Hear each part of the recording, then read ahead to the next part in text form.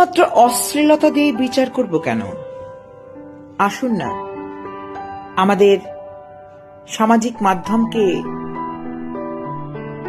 সমাজ সংস্কারক হিসেবে ব্যবহার করি।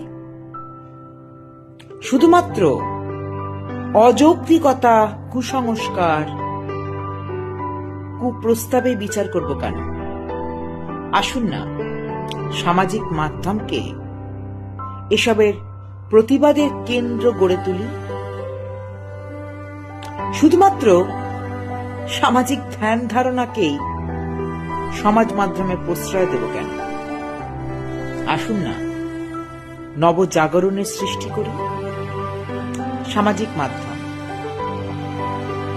যেটা পয়সার এপিঠ ওপিঠ, খারাপ কাজ করা যায় ঠিকই, আবার চাইলেই এই সামাজিক মাধ্যম কিন্তু হয়ে ওঠে আমাদের সামাজিক সংস্কারের প্রবেশদ্বার, নবজাগরণের উৎস। কত না বলা কথা থেকে যায় মনে, কত না বলা আবেগ মনের গোপনে, কত না বলা চিন্তা শুধু চিন্তাতেই থেকে যায়, কত প্রকাশের ইচ্ছে কেঁদে বেড়ায় অপ্রকাশ্যে। ঘরের কোণ, চার দেয়াল, মহাকাশ, পৃথিবী, ভাষা, পরিভাষা সবকিছু আসুন না মিলেমিশে একাকার করে এই সামাজিক মাধ্যমে।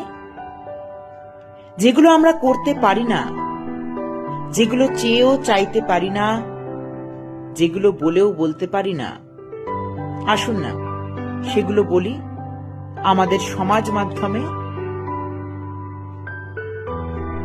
ঘরের কোণ থেকে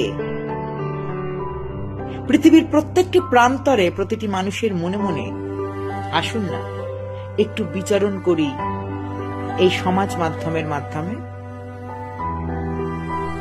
চাইলেই পরিবর্তন সম্ভব, চাইলেই প্রত্যাবর্তন সম্ভব, চাইলেই হাসি খুশি থাকা, হাসি খুশি রাখা, দুঃখকে দূর করা সম্ভব।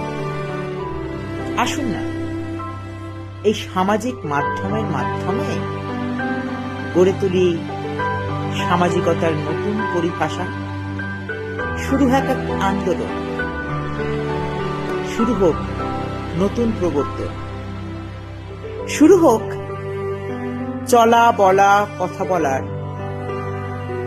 মাপ কাঠিহীন শৃঙ্খলা। শেকল ভাঙার যুদ্ধ তৈরি হোক না এই সামাজিক মাধ্যমে। নাইবা নিজের অবসাদ উগড়ে দিলাম, সেই অবসাদকেই কাজে লাগিয়ে, সেই অবসাদ থেকেই অনুপ্রেরণা নিয়ে নতুন করে বাঁচতে, নতুন করে বাঁচাতে শেখাই। আসুন না এই সামাজিক মাধ্যমই হয়ে উঠুক সমাজ চালচিত্রের নতুন ক্যানভাস।